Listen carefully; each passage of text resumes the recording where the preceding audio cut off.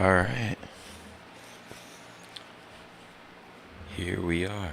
So, it's, I could redirect that fan. Hold on one second.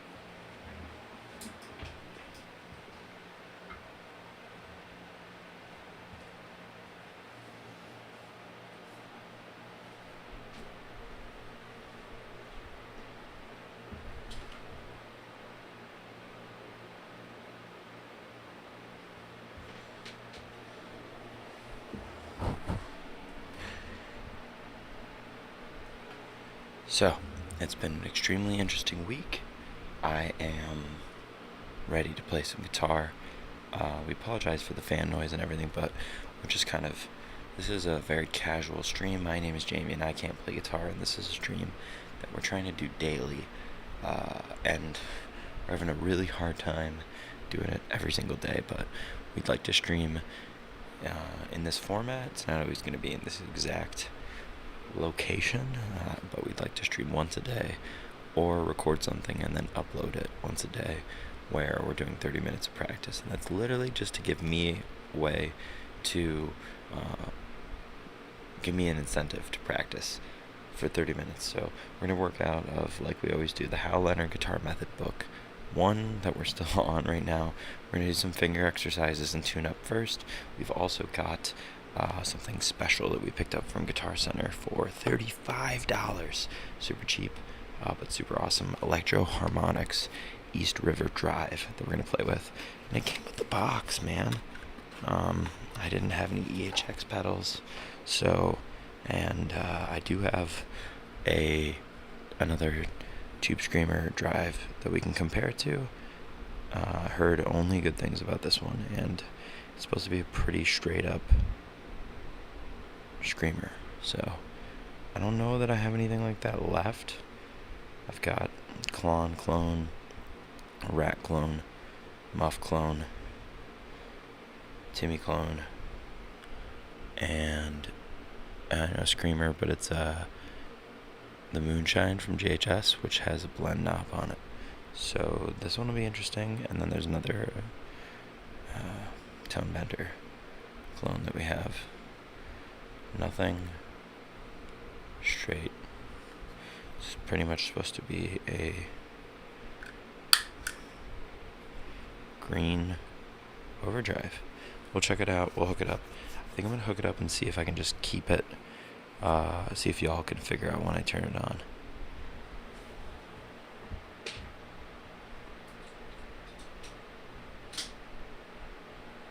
Oh shit, it's got a battery in it.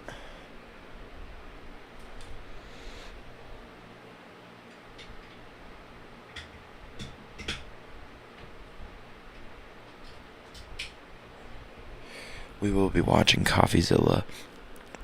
If you're not familiar, he is one of the best bros on YouTube.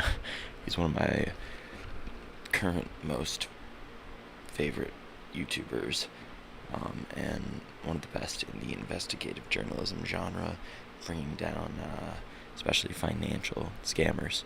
Him and Scott Schaefer have been killing it lately, and this new investigation into multi-million-dollar Ponzi scheme is fascinating. So we're going to be watching second installment in a two-part series exposing a $500 million scam gets dangerous. We're going to throw that on and get started, and as usual, we're going to try and mix the guitar under the media that's going on. We won't be showing it on screen, but if you want to watch it, we will link it in the description below once our description is probably jacked up. No one's watching though, so we'll fix the description once we're done. Again, the point is for us to be able to practice and consume some content together with y'all, and to give y'all an incentive to show up. And whether you're feeling lonely or you're trying to practice more, we're here for you. Let's get started. Any questions in the comments? And unfortunately, since we're filming with our phone, it's not a good chance to check a lot of the comments. So if you do want to talk to us, leave us a comment, and we'll probably respond after the stream at the latest. So, but yeah, you can say in the chat, like, turn your mic on or whatever. If we see it, we see it. Mike's going off.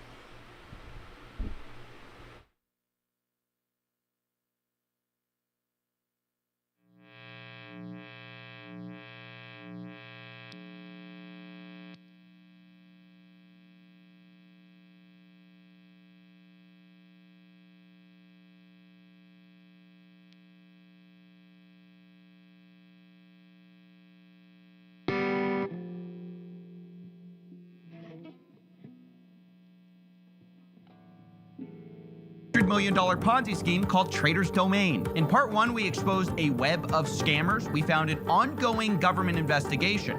But as I spoke to victims, I realized there was someone behind the curtains controlling it all. And that's when I find out there's this one guy named Ted who's making all the trades, and he's running this Ponzi scheme. We now learn of this savant that is the man behind Trader's Domain. And so this is the first time I ever hear the name Ted Safranco. And I'm like, who the freak is Ted? Who's Ted? That is the multi-million-dollar question. And I decided the best place to look for answers was starting with the victims. Welcome to part two. My understanding of who Ted Safranco was at the time I invested was an experienced trader. He's a master trader with relationships like this all over the world, and he was internationally known and respected. Very credible Wall Street trader. I know that's bad to, judge a book off of their cover, but, he just looked like, like a normal guy, like a Wall Street trader, he didn't seem like the type of guy that would mess you over. But looking into his real past, everything showed the opposite. He didn't work on Wall Street. He got his start in 2016 when he was the student of a 23-year-old get-rich-quick guru on Instagram named Nino Koroff. We know this because of a testimonial he filmed. Hi everyone, my name is Ted. I've been working around right now with Nino for probably about 6 months. Really what I did is, for 2016, what I tried to do is I really wanted to set myself up nice. Being a little bit older, I've been working for many years now, almost 15 years. I wanted to have a lifestyle change. I wanted to get into something different to give myself a better opportunity in life. And literally, I went through social media. I found Nino on Instagram. I sort of laughed, actually, because I saw him with his Lambo and all his fun stuff. And me being as old as I am now, maybe 37 years old, 36 years old, I couldn't really fathom how somebody was doing what they were doing at such a young age. Wow. The answer, of course, to Ted's question is that Nino was scamming people with get-rich-quick courses, and Ted soon figured this out. He started his own grift called the Forex Family Course, which eventually led to the launch of his very own Forex brokerage called Trader's Domain. Ted said that it would be non-manipulated, as opposed to most of the scammy brokerages of the time. And with his business partner, David Negus, they opened their doors in 2018. I found this out because I talked to the roommate at the time who witnessed everything. So my name is Jonathan Semeta. I was roommates with David Negus at the start of 2018, pretty much for the whole duration of the year. And I witnessed the inception of Trader's Domain from the beginning. It was basically run out of the spare bedroom of our house. That's right, we have an eyewitness who saw the beginning of this. And what he told me is that Trader's Domain was originally selling themselves as one of the good guys. Forex has a lot of shysterness in the industry. I'm sure a lot of people are aware of that. And there's a lot of brokers that have bad reputations, with doing shady dealings. Ted and Dave started this operation under the premise of the good guy and honesty and being for the little guy sort of thing, someone you could trust, which everybody bought. Ted did have a good reputation in the community. The way they did this was they described themselves as an A-book brokerage, which I didn't really understand at the time, but basically means they were one of the legitimate ones. Can you just explain really briefly what the difference between A-book and B-book are? So A-book, your orders are direct to the market. And B-book, basically the broker takes the opposite side of your trade. So when you lose money, they win. Because most traders lose, so a lot of brokerages go B-book, so they make money off the trader. Your orders aren't actually going to the market. It's just the broker basically shanning you. Okay, to summarize what he said real quick, because it's important. Forex brokers, which are A-book, it just means that your trades are real. B-booking is when the trades are kept in-house and things can be faked. They can be messed with. And this is why Ted said that his brokerage was A-Book. He couldn't scam you, and he claimed this repeatedly. But the question is that true? With stories of changing trades, I wasn't so sure. And then all of a sudden, everything magically got erased. And they said, oh, the servers refreshed. We had to refresh the servers. Like that somehow changed all the trades, right? And not only were the stories shady, when I asked the roommate about it, he told me about a very strange conversation he overheard. I was in my room one day and I overheard a conversation and I thought I caught something about B-booking, switching people from A-book to B-book. And so I asked Dave about it and he blatantly said to me, he's like, yeah, if people are going to be losing, we might as well B-book them because we're just leaving money on the table. It was kind of a shock to me because that's, kind of went against everything that they had sort of built this platform on. So I just didn't really know how to take that, but I just took it for what it was. Wow, if this is true, this means their whole story is fake. But of course, claiming this is a pretty huge accusation, and I didn't want to do it on the word of just one person because it would mean that everything was built on lies and fraud. So I wanted more proof. So to do this, I set up a Discord channel to investigate Trader's Domain and invited all the victims to come share with me what they had found. And soon, many of them started sharing evidence, including a document which they said would prove that they were B-booking. These people showed me an invoice from a platform called B2Broker, addressed to Trader's Domain FX, which had a very important line item. Quote, minimum monthly payment for the use of B-book service. Why would Trader's Domain need to pay for a B-book service if they were A-book? Now, of course, we also need to talk about who is B2Broker. They call themselves a white label solution for brokerages and exchanges, which simply means they sell a brokerage product that you can slap your name on. And it appears that this is exactly what Ted Safranco did, which means that the back end of Trader's Domain and what Ted is even selling is just a rebranded product. So we'll put B2Broker on the board over here because they're going to be key to understanding this whole scam. Because as I found more of these invoices, I realized B2Broker may have helped facilitate this whole thing, all apparently for the low price of $1,000 a month for this fee. Now, what these several invoices do is not only corroborate the story the roommate was telling us about B-booking, it means that the trades, crazy returns, are all likely fake. It was all a fraud based on a software Ted himself never even built. And of course, now the question is, okay, if the trades are fake, where did the money go? Because the investment money was very much real, even if the trades were fake. We know for a fact that over $100 million was invested based on the CFTC's estimate, but based on what I have, I think it's significantly more. Either way, we're talking about an extremely large amount of cash. So it had to go somewhere. I mean, we know from our first episode that a lot of it went to this company called CCAP Holdings, but what happened after that? As I began to ask myself this question, I was contacted by an anonymous source who found out that I was investigating. As I said, I had made it public at that point, and they told me they had a friend who might know something more. Something that could, quote, show B-book activities, money laundering, and fake invoices. They asked if I was interested. Of course I was.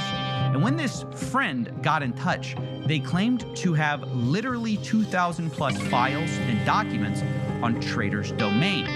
I was a little skeptical at first, but when the files showed up, even I was surprised.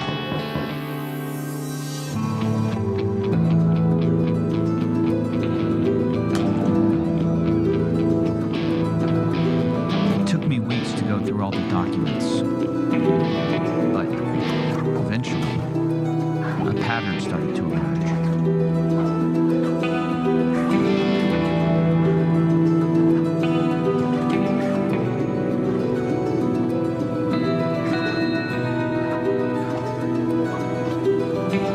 The more I pulled on the threads, the more I realized this was all connected. All right, I think I get it. I think I understand how Trader's Domain took in money. If you look at our old understanding of the company, we had the basics, but we're missing several things, okay? It starts with the sponsors. They were micro celebrities or influential people who were paid very well to bring in investors, money. And the more you brought in, the more you were paid, which was actually explained to me by a sponsor who had $10 million underneath him. So you've got $10 million under you that's locked up. How many does the guy above you have? He won't even tell me, but millions. He was getting like probably $500,000 a month just in payouts. But I was doing well out there. I was getting paid like $20,000-$30,000 a month. All right, so these sponsors would get a cut of the money that they brought in, which meant that they went out and flexed on social media to bring in more clients. Some bragged about yachts, some invited people to DM them for 10% monthly ROI deals. Either way, once the victims were on the hook, they would be instructed to go one of two payment routes. The first option was cash. They would wire money to a US-based bank like CCAP Holdings with a generic memo that said services and definitely not Forex or investments, because that would trigger red flags. And once word went out that the wire had been sent, before the money even got there, Trader's Domain would immediately credit them on the back end with fake money, which we know from interviews I did. He would credit my account without ever having any money, before I ever gave him money, you know what I mean? So the numbers were there before you ever got. Before I ever paid for anything. So that day, I get a Trader's Domain confirmation, and it shows up in my Trader's Domain, $500,000 sitting in my account. The next day, Chase calls me, and they go, oh, we just want to verify this is you. And I'm like, oh, you haven't released the wire? Oh my God. So they had accredited your account before the money had ever hit? Yeah, before the money had ever hit. All right, but if the money on Trader's Domain was fake, where did the real money go? Well, I believe they had a money laundering operation to get the money offshore. This is based on a series of invoices I was given showing money being sent from onshore banks, Ted Safranco, David Negus, Tin Tran controlled, like Sag Capital, and then they would send that to offshore companies, shell companies, which were very suspicious. For example, we found invoices sending $100,000 to a company called Safe Seal Technology. Why? In another one, they sent $1 million to Discover Tour Plus. Now, this one in particular had a website, and if you go to discovertourplus.com, they claim to be a travel agency, but there's nothing to actually buy. I tried booking my own vacation, which I desperately need at this point because I'm way too deep in this investigation, but none of the links would let me book. So this website appears to just be a front for funneling millions of dollars offshore. Besides, who even pays $1 million to a travel agency if you're a Forex investment company that especially does that multiple times? Of course, the alternate explanation is that the reason you might send money from a shell company in the US to an offshore shell company is to launder that money, because then you can now declare that $1 million the travel agency took in the result of a bustling business instead of fraud. Now, that's my theory, but we have dozens of these invoices which seem to confirm it. And you might expect that this was the main way Trader's Domain moved large chunks of cash. But you'd be wrong, because in 2023, laundering money through banks is like communicating with smoke signals instead of text messages. No, the real way to launder money has changed. Today, it's crypto. So this brings us to option 2 of how to move money. Crypto is the main way Trader's Domain moved money. It was perfect for them, and it was the main way they circumvented regulation. Recall at the beginning of this show, I told you that offshore companies couldn't solicit U.S. investors. But Trader's Domain told people that up front. They said, quote, Trader's Domain does not solicit U.S. clients. However, they would claim underneath that, quote, just a note, we have crypto accounts available, which is sort of like saying, hey, we don't let in U.S. clients through the front door, but just a note, we have a back door. Because when you went to their website to sign up, I kid you not, as country of origin, you could select your country as the country of crypto. which, unsurprisingly, some people actually did. One of the early things that felt weird to me is that you couldn't register as a U.S. citizen on his website.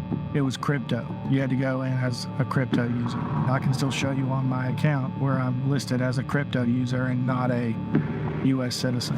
That is clearly illegal. But the reason it matters is not that they circumvented regulation. People do that all the time. It's the scale this was all happening on. This wasn't a few dollars. This is hundreds of millions. I mean, a single one of their payment processors in crypto complained in a recent lawsuit that the founder believed that, quote, the trader domain is clearly a Ponzi scheme. They paid $50 million in cryptocurrency and U.S. currency directly to the trader domain systems.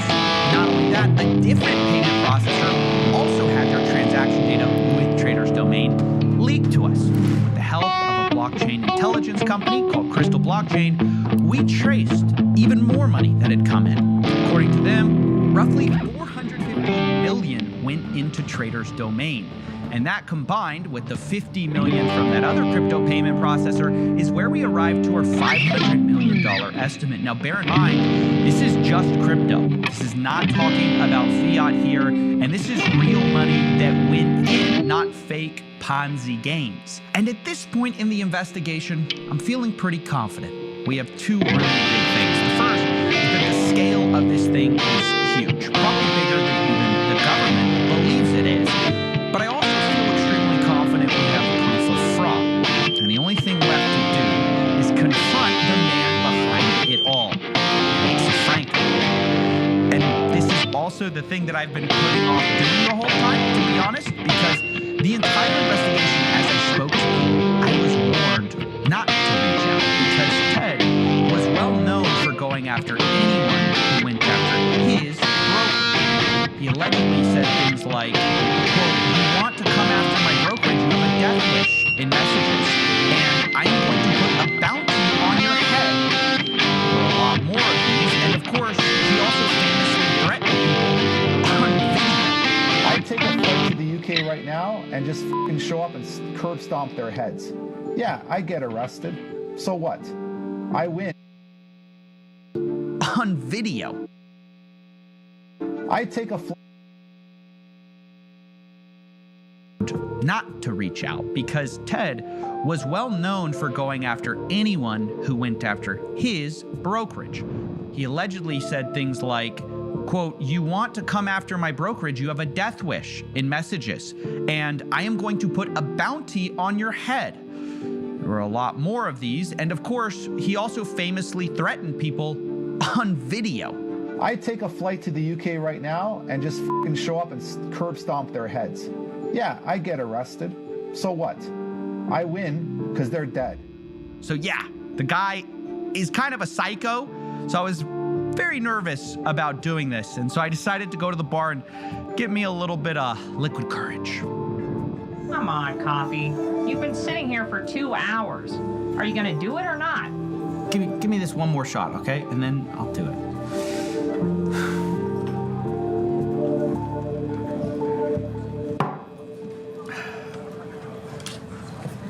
Here goes nothing.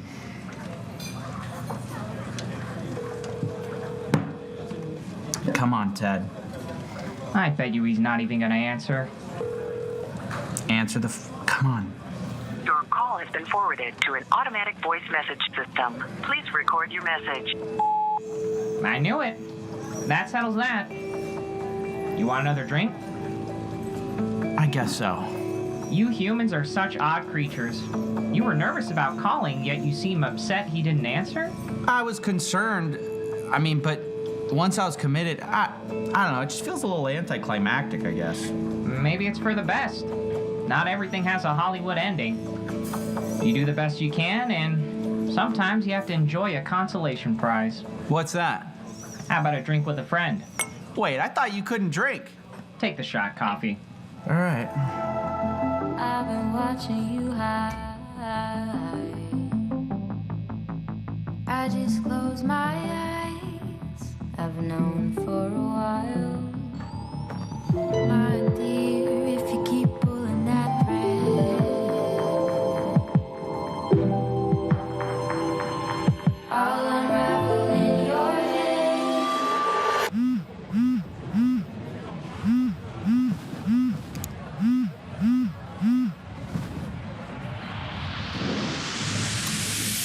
Hello?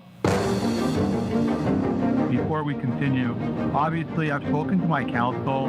We know about your YouTube channel now. We reviewed it. I mean, there's really nothing of substance on there, to be honest. I think it's more of a glorified clickbait channel. I'm in chats right now on Telegram. He's still in there actively saying that he's trading. You can think anything you want. You can turn around and say that I am gaming the system, I'm gaming my followers. That is such a chicken response from a total coward. No accountability at all. I'm the enemy of the state for most people because of what I do and how I do it. Nobody knows anything about his wife because they don't have the resources that I have. My resources can find out every little thing about you. You will see the amount of destruction I leave.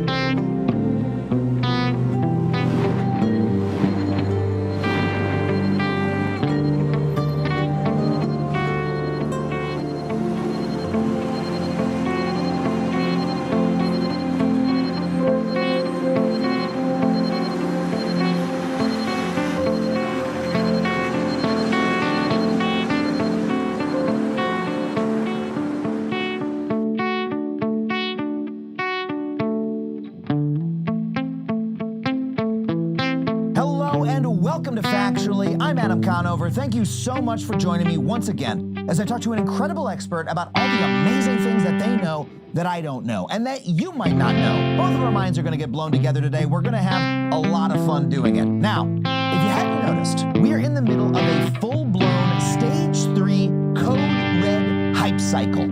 Its subject, artificial intelligence. To see how deep the hype hole goes, just type the phrase AI will transform into your search bar, and you'll see articles about how AI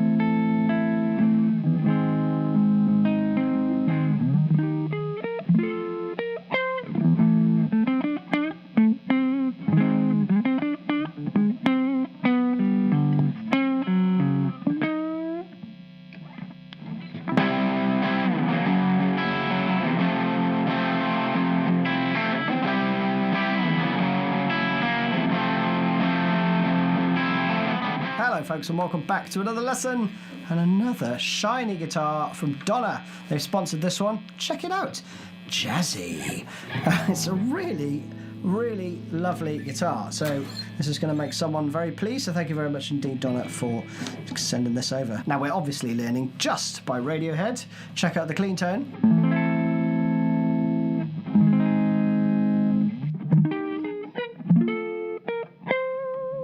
Lovely. I'm in neck position there, okay? Then I'm using the Greer Lightspeed for the dirtier sort of chorus parts.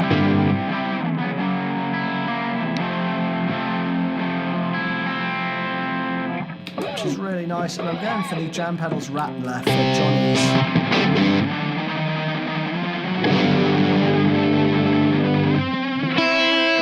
And for the solo parts as well.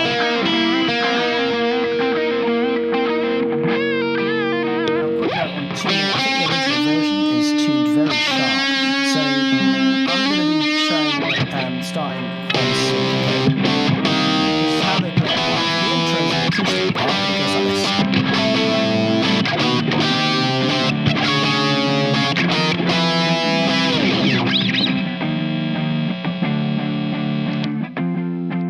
And that goes around 3 times, okay? The second time.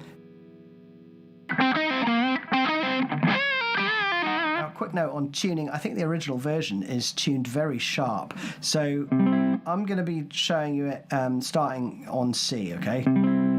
Which is how they play it live. The intro is an acoustic part, but it goes like this.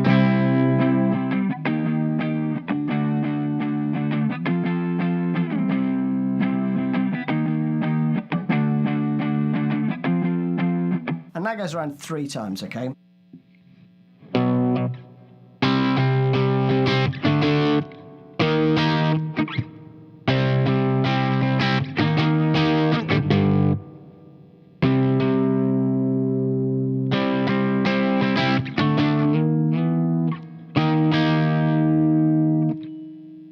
The second time.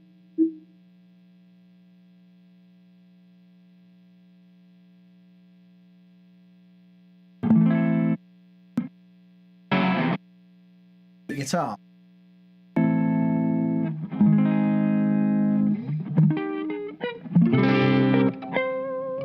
Lovely. I'm in neck position there, okay? Then I'm using the Greer Lightspeed for the dirtier sort of chorus parts.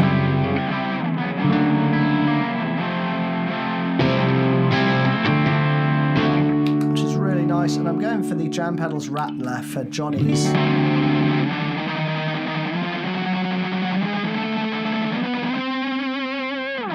And for the solo parts as well. Now, quick note on tuning, I think the original version is tuned very sharp. So I'm going to be showing you it starting on C, okay? Which is how they play it live. The intro is an acoustic part, but it goes like this.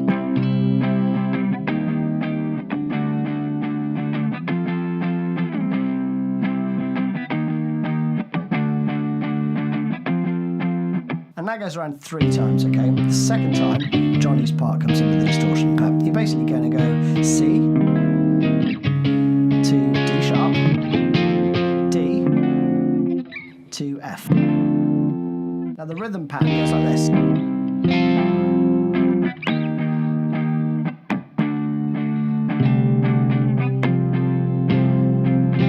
So it's quite strummy, but it's down, down, up, whack, up, down, down, whack, whack. So that's the first bit again. So you're just lightly covering the strings in between the changes, which gives you the natural sort of whack. Like that. Then you go to the 5th fret and you play down, down, down, down, up. And as you move, you do another whack. Down, and then you apply the chord up, down, down, down. So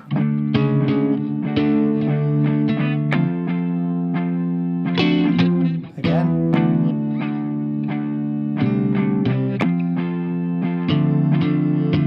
Like that, okay? Then Johnny comes in.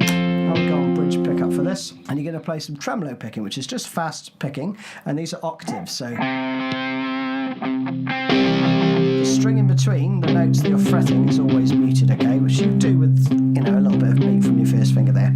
And you're going to play this.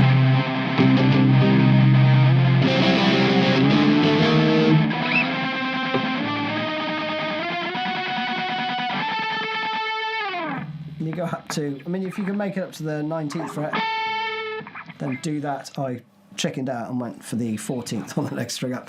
So basically the rhythm is 1, 2, 3, 1, 1, 2, 3, 1, 1, 2, 3, 1. So you're changing like that the whole time, okay? So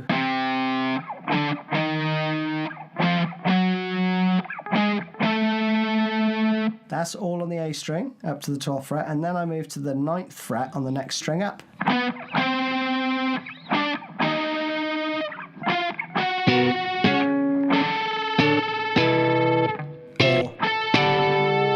Whichever you prefer, okay? Then you're into the first part. Again, I would go neck and clean. And Johnny doesn't play anything in the first part, but I mean, I would just play this.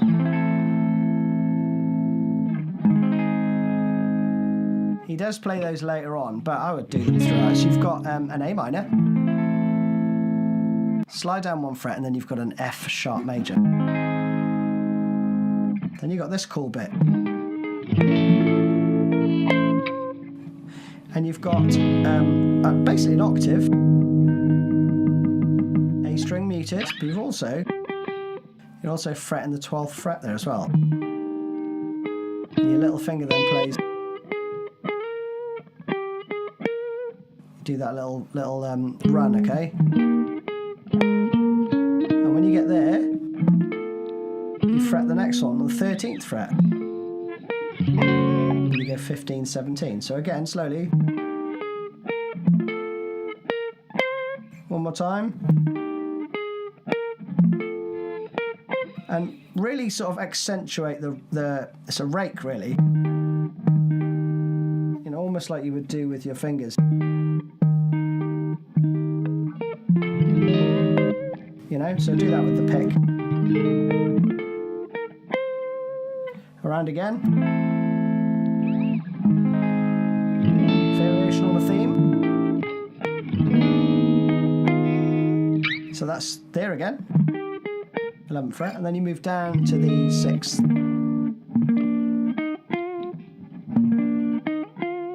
And play 7, 8, 10. Okay, this bit's cool. Basically then Johnny's playing over these chords.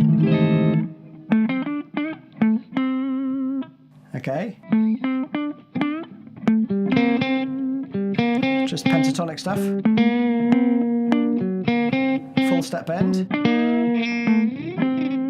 And then over the G sharp. Play the same thing, but you start on the 6th fret on the D string, right? And then you've got this.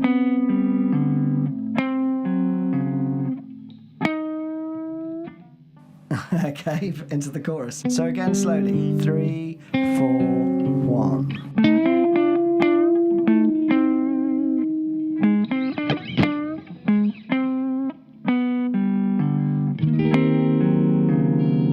Now here, you know, that's easy enough, 4, 5, 5. But then, flatten your first finger, and I put my little finger on the 5th fret here. That's the 5th fret on the G. And then you get to the 8th fret and bend it a half step. And then you rest for 2 beats. Then back to bridge pickup, put your favourite distortion pedal on, you're going to play this. And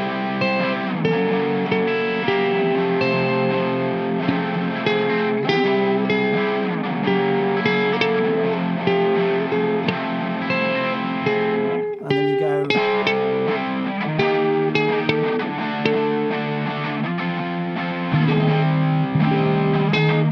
Into that, okay? So let's go back to the main chorus part because it's awesome. And I would encourage you to play the chords like this. So you thumb over the top, right? But I'm not flattening my finger here, right? So you go on the tips of your fingers here. So you're going to play. So you play twice, down, down. And as you slide down to the F sharp from the C, you strike the F sharp again, right? And then you're going to jump over and pick out the open E and the 3rd fret on the G. Okay, so you go.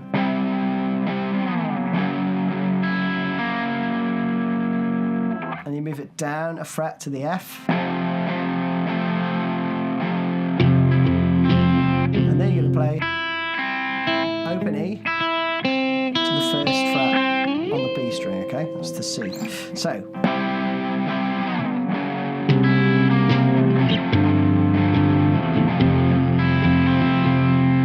One more time.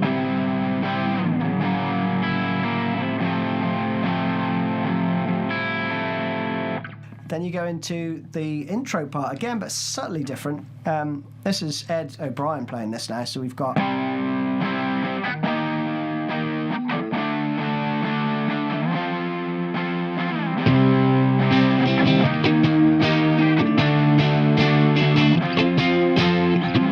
just like that, okay? So it's down, down, whack, whack, down, down, whack, whack, down, down, down, down, up, down, down, down, okay? Or, you know, strums to that effect.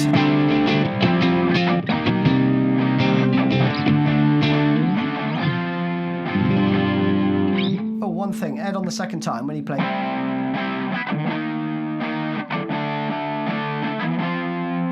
You just let it ring out on the second time round, okay?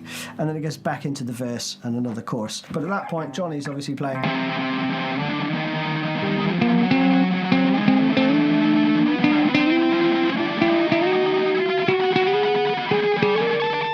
Now, coming out of the chorus the second time round, Johnny branches off into this.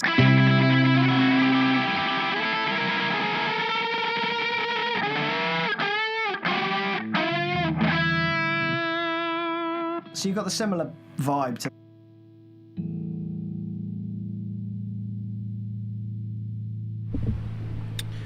Alright, so we didn't make it the whole hour. We had a timer behind us going, trying to get to an hour, but didn't make it. If you have been hanging out with us, really appreciate it.